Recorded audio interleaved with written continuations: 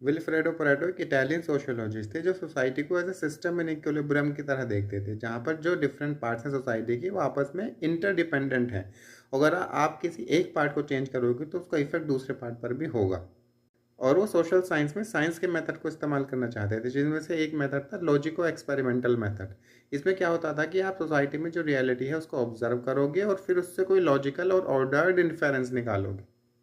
उनके according social system एक ऐसा फ्रेमवर्क है जिसके ज़रिए हम ह्यूमन बिहेवियर के बारे में और जान सकते हैं। और वो कैसे करेंगे, हम वेरिएशन देखेंगे उन वेरिएबल्स में जो म्यूचुअली इंटरडिपेंडेंट हैं और ह्यूमन बिहेवियर को अफेक्ट करते हैं।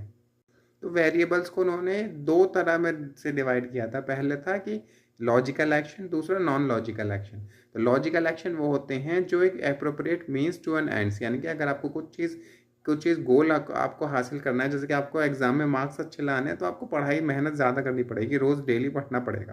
तो ये क्या हुआ, एक लॉजिकल एक्शन हो गया। और उसके अलावा जो भी एक्शंस होंगे वो नॉन लॉजिकल एक्शन होंगे। नॉन लॉजिकल एक्शंस जो होते हैं वो ह्यूमन के सबकॉन्शियस माइंड में डेवलप होते हैं, वो सेंटिमेंट से रिलेटेड होते हैं उसके। जैसे जितने भी आप इमोशंस में आके एक्शन करोगे वो नॉन लॉजिकल एक्शंस की कैटेगरी में आ जाएंगे। उसके अलावा बहुत सारे एग्जांपल्स ले सकते हैं, क्योंकि एक रेसिड्यू कैटेगरी है। जो भी लॉजिकल एक्शन नहीं होगा वो नॉन लॉजिकल एक्शन होगा।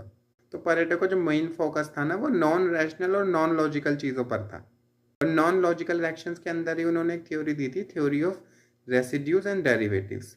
अब इसमें जितने भी चेंजिंग वेरिएबल्स होते हैं, ऐसे वेरिएबल जो चेंज हो रहे होते हैं वो डेरिवेटिव्स की कैटेगरी में आ जाएंगे, और ऐसे वेरिएबल जो कांस्टेंट हैं वो रेसिड्यूज की कैटेगरी में आ जाएंगे।